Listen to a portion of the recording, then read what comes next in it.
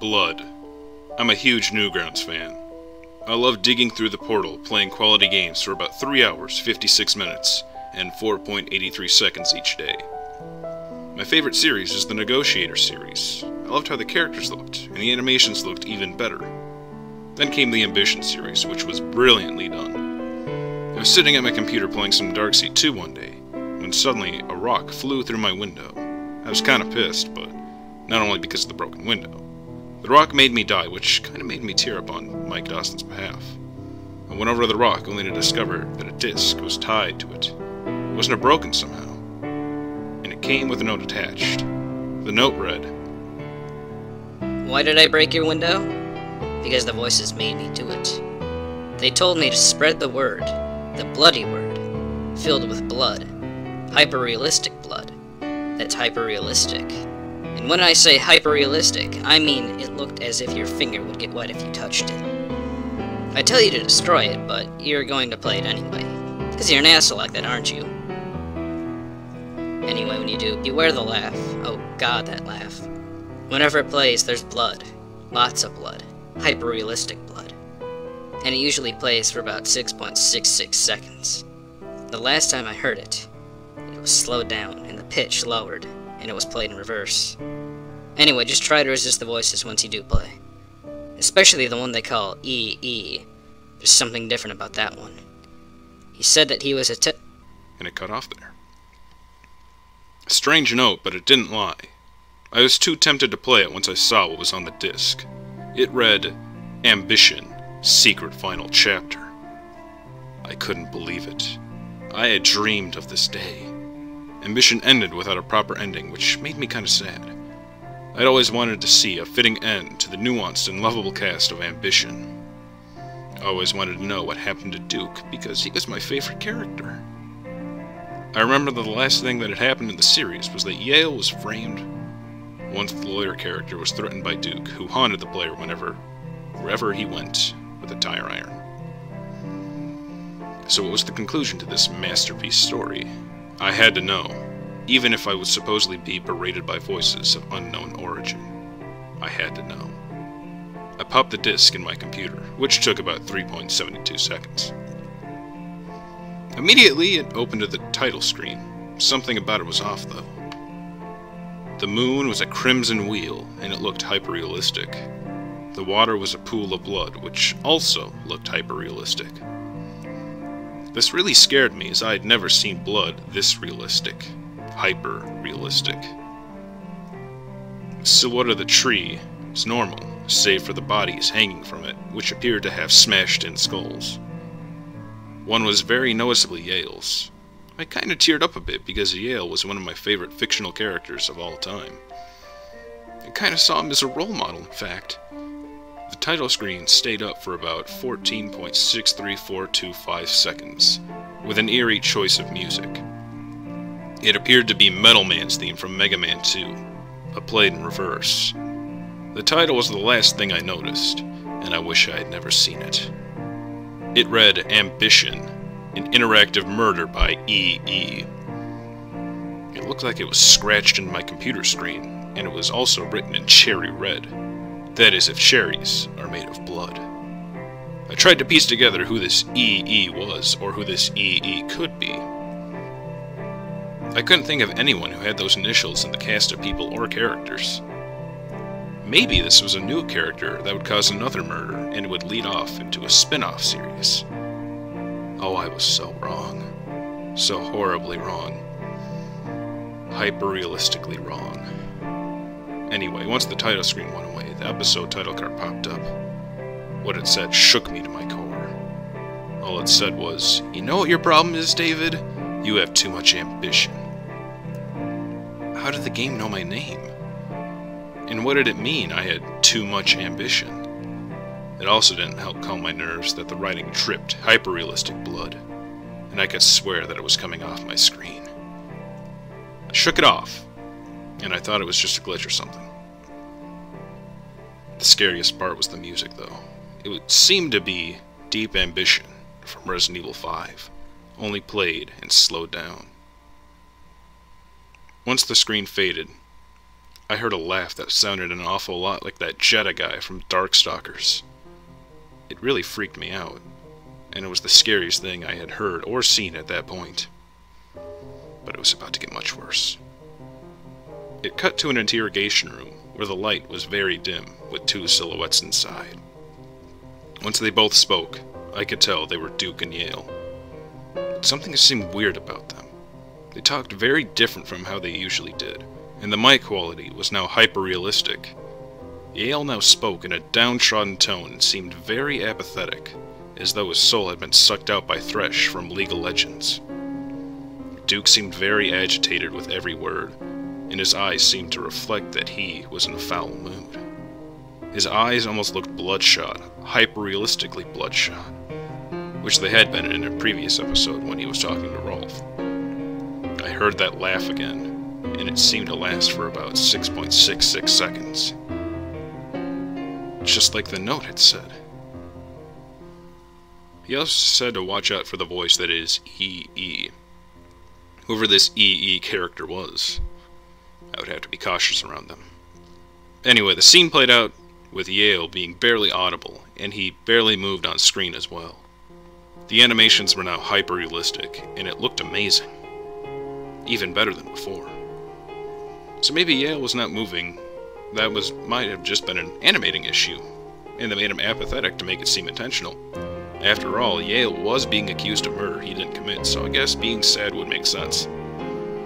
But why was Duke being so intense?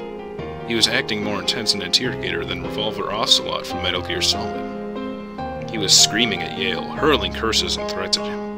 The music was Otherworldly Foe from Earthbound, only played in reverse. Duke continued to humiliate Yale for about 36.84784 seconds, until the conversation finally began between the two.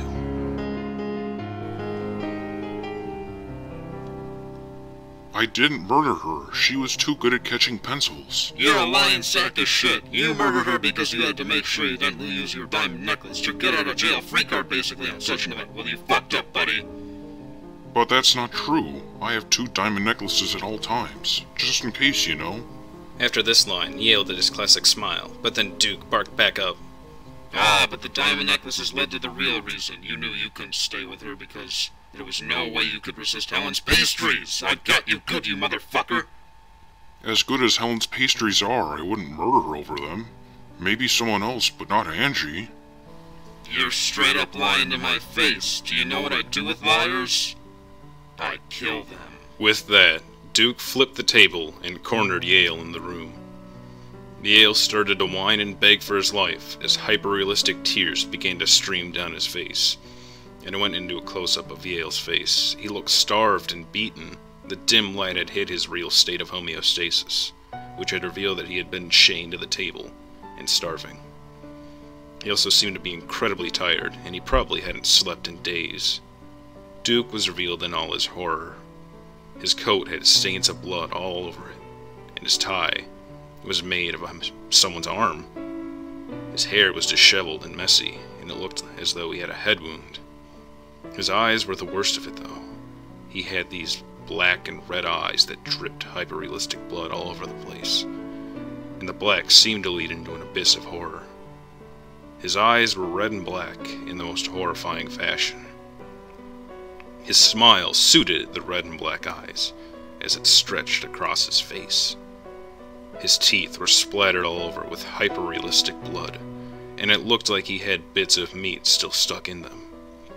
He slowly approached Yale as his hand started to wander. In a slow and graceful motion, he pulled out his weapon of choice, his tire iron. He brandished it and looked down upon the cowering Yale. The camera zoomed in on his face, and it showed a look of disgust.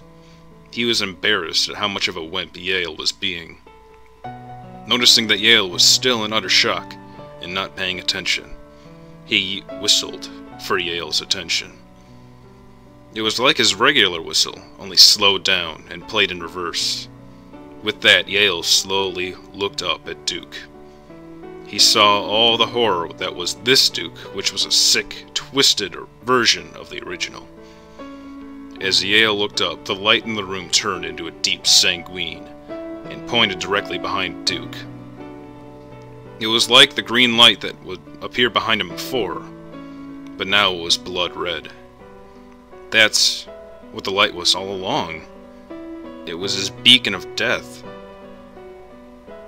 But now it was red to match his true demonic identity. It changed to a blood red to suit him. The real him. It pointed behind him and the camera went to a POV shot from Yale's perspective. Duke stood there foreboding with those red and black eyes. His eyes glowed a lot like Wesker's eyes from Resident Evil. He stood there ready to do his deed. He raised his tire iron, which was caked all over in hyper-realistic blood. He raised it, and he did his classic gangsta-style execution with his tire iron. The guitar riff played, but this time it sounded more like a satanic roar, straight out of hell.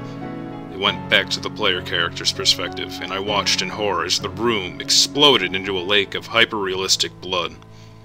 I heard that creepy Jetta laugh again, lasting for 6.66 seconds yet again.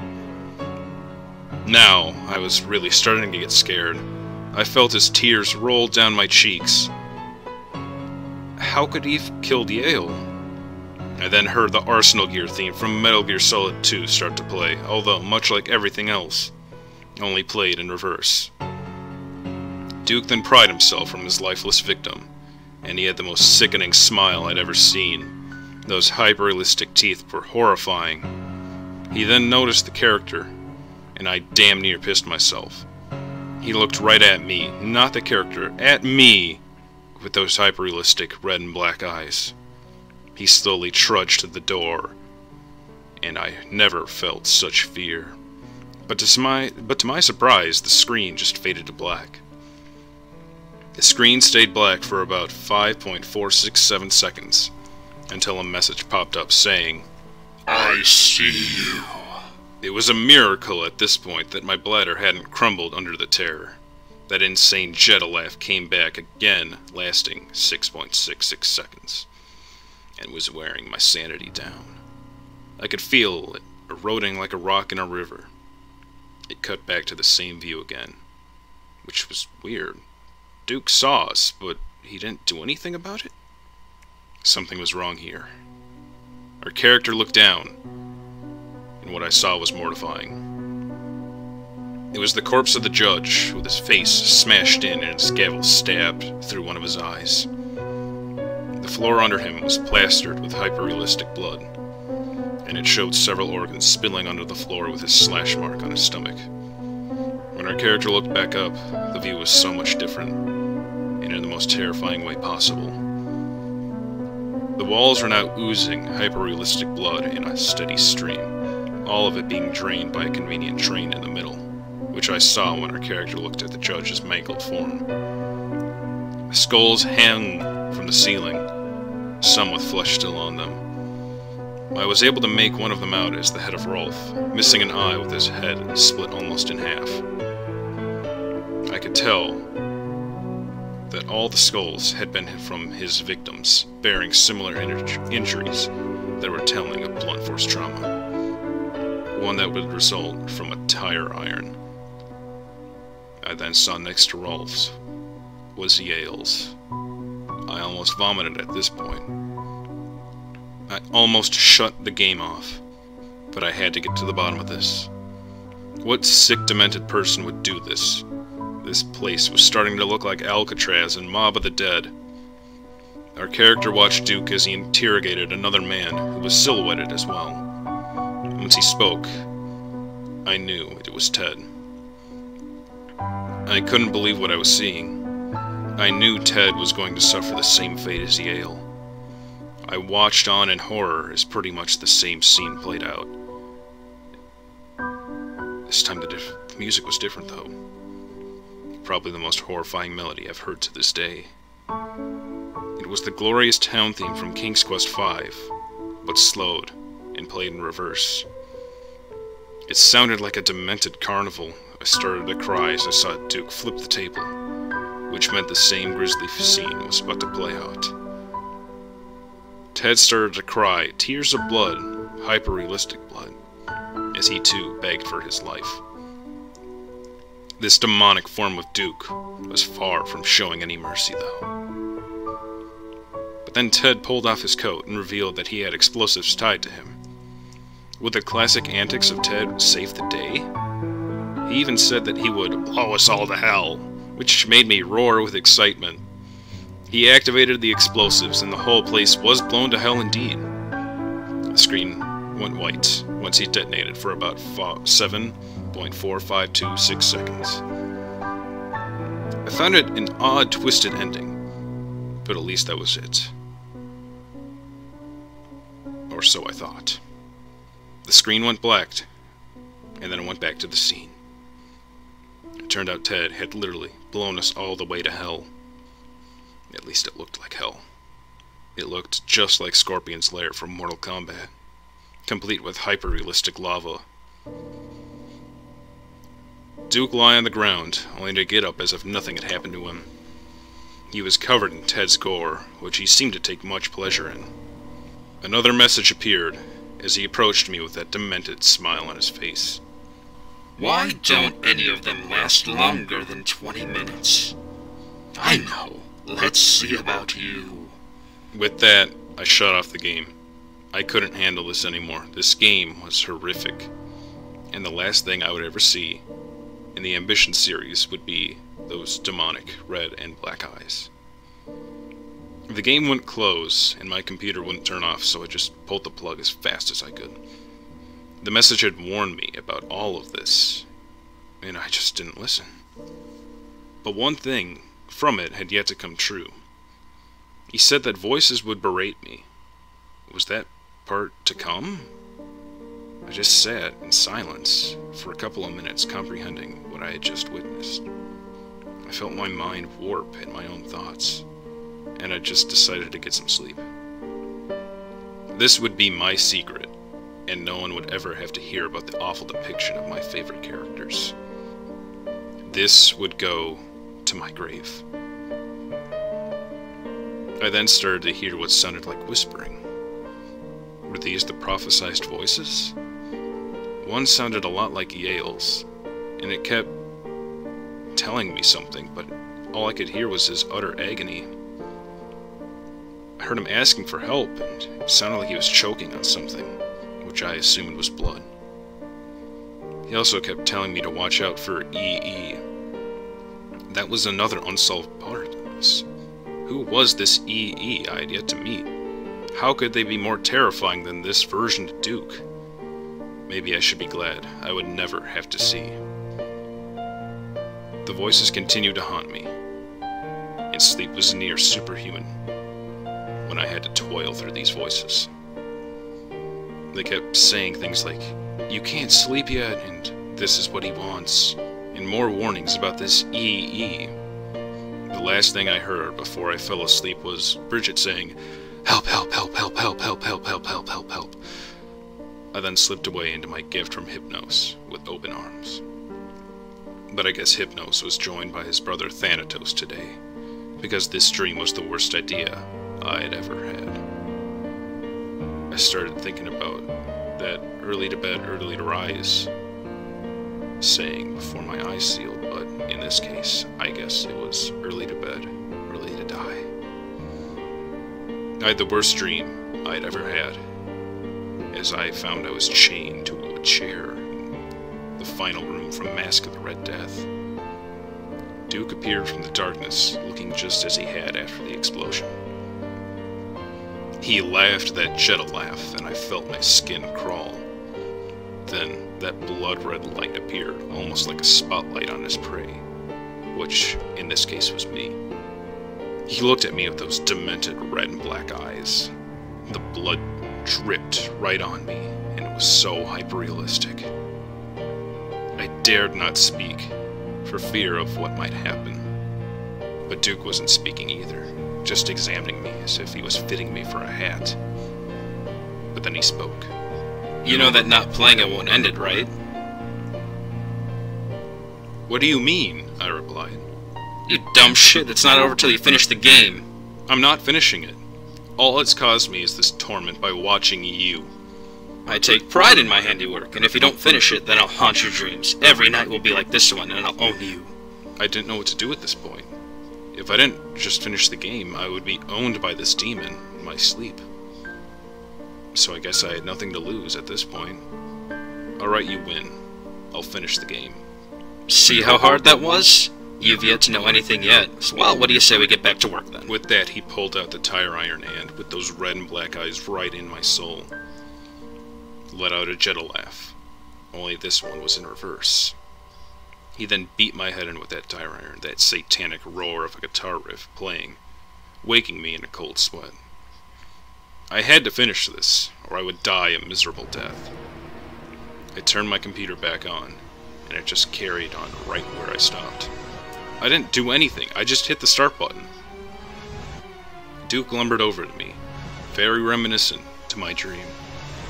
The music was that deep ambition again, in reverse, just like last time. Then Duke began to explain this whole thing. Good to see you again. A good night's sleep? Well, I already know the answer to that. You've no doubt heard the warnings about this EE character. And I know you think you haven't found him yet. But you have. It's me! I'm EE. EE stands for Ecord Urt Arc. Get it? It's Duke Crabtree backwards. Which, you know, is my true name. I'm a demon who visited Michael Gibson in his sleep and made him make this final chapter. This is how the series ends. It ends where I, Ekud, bash in everyone's skulls and drag them to hell. I love the sight of hyper-realistic blood. It fuels me. That light that follows me is my true source of power. And it allowed me to possess this human, the one called And with Duke. that, Ekud brought down the tire iron on the player character's head, covering the screen in hyper-realistic blood, as the Jedalaf played in reverse again, and slowed down with a lower pitch. The guitar riff played, now knowing why it sounded so satanic. I couldn't comprehend what I had just heard. Duke had been possessed by this demon and turned into EE, and EE slaughtered everyone in the Ambition universe and brought them to hell. Now he can play with the Ambition cast for the rest of eternity. This is how my favorite series ended, with all of them being brutally murdered so that they could be tortured for all time in hell. I couldn't help it anymore. I puked buckets full of my last meal all over the floor. This was the most sickening thing I'd ever seen. But as I looked back up at the screen, I saw static. And then it blasted out of my speakers, nearly causing ear damage. It played for about 26.4572 seconds, till it cut to the most terrifying thing I'd ever seen, and have ever seen, even more so than anything previously mentioned. It was a picture of Ted hanging from the gallows with no eyes, hyper-realistic blood gushing out of them. His skin had many stitches, resembling the Frankenstein's monster. The walls behind him were dark and made of solid blood. The music was the most horrifying sound ever made by man. I'm not even sure if it was made by man. It was Ted's rendition of Amazing Grace, only in reverse, slowed down, and hyper-realistic. There was text on the screen, under Ted, but I had no time to read it. I was too distracted by the feel of breath on my neck. And then I heard the Jedalaf one last time, only this time completely inhuman. There has never been a sound more terrifying than that last one. After that, the backwards version of Deep Ambition started playing again. But then I noticed something.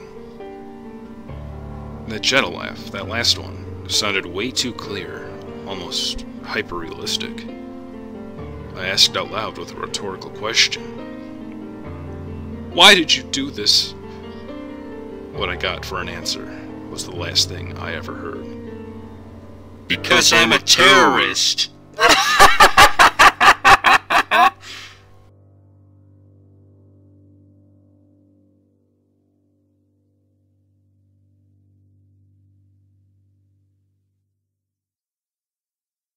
I'm it.